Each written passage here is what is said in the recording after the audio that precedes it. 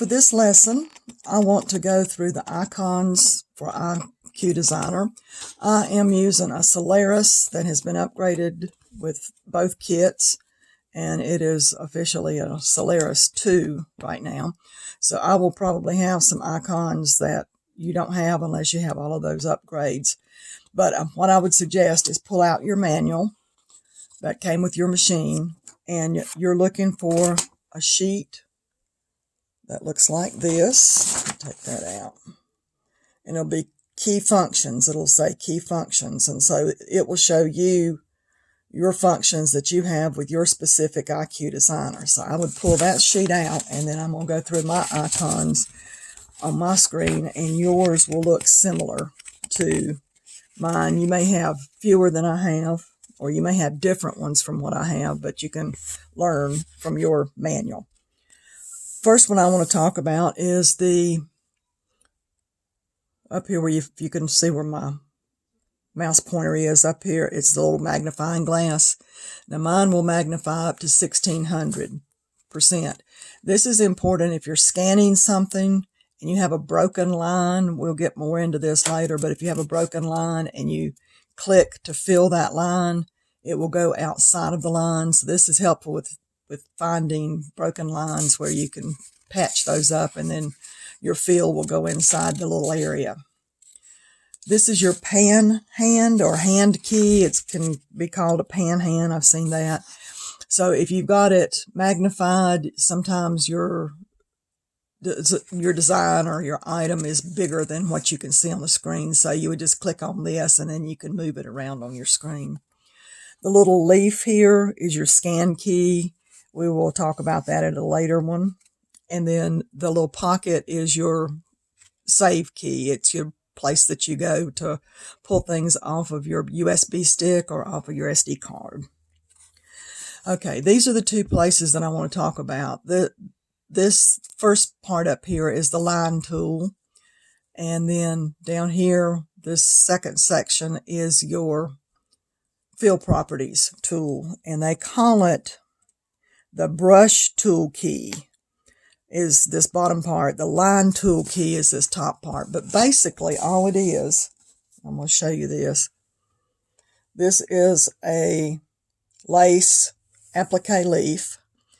The top part up here is your lines, which is your outside section here, and your lines that are drawn here. That's where you go to do that information, do that. And then this bottom part down here is your fill, which is this part inside the lines.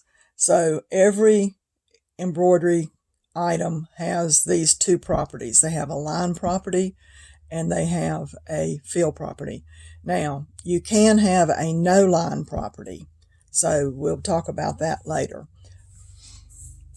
at a future thing. So the menu for this line tool key is right here. It's this little sheet of paper. So when you click on that, you go into that. And we're going to do line properties separate. I just wanted to show you what's in here. This top one are the types of lines that you can do. And this bottom one are the different kinds of lines that you can make. So the zigzag is a satin stitch. And then you have like a running stitch, you have a triple stitch. We'll go into these a little bit deeper at a later lesson. You also have these design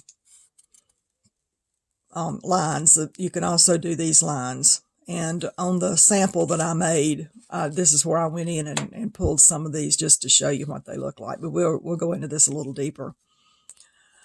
So this is, and you can change your colors. And one thing when you're doing with IQ Designer, you want to change your color of your lines. So when you go back out and click on the line, you can see that you've made a change. So you will want to change your colors. So that's your line properties. And we'll talk about this other will be a little bit later. And then this is your brush tool key, but it's actually your fills. So right now it's set on your regular fill, like I don't have one right here close, but anyway, on the sample sheet, it's just your regular feel, like if you have a regular embroidery stitch and it's just a satin, it's not a satin, but it's a fill-in stitch. So I'm going to do the same thing right here with this piece of paper. I'm going to go into that, click on that, and so these are all of the things that you can do. You can make your region property bigger. Like I said, we'll talk about this a little bit later. This one right here is your standard fill. And that's just if you want to make a box with a line around it with a fill in there. This is just your standard satin fill.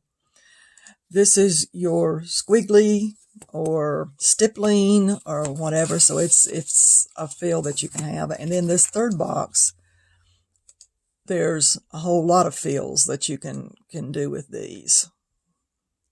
But like I said, we'll be getting into that a little bit later. But just understand that this is a fill. This is what fills in those lines. So it's basically just 2 steps to it. Now, there's erasers. There's all kinds of different things that you can do down here. There's also, you can size, you can rotate, and once we get a design on here, then we can do more with that. But you have a size icon.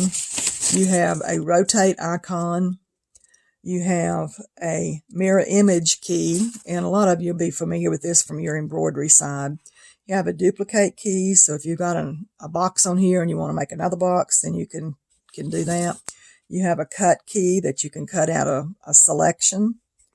You have a paste key that you can paste that selected section in with the duplicated key, or you can use the cut key.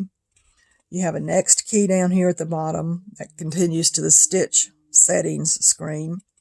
You have a memory key, and it's good to use this if you get into a design and you've done several steps to it. I would save it, and then if something happens, then you can pull it back up.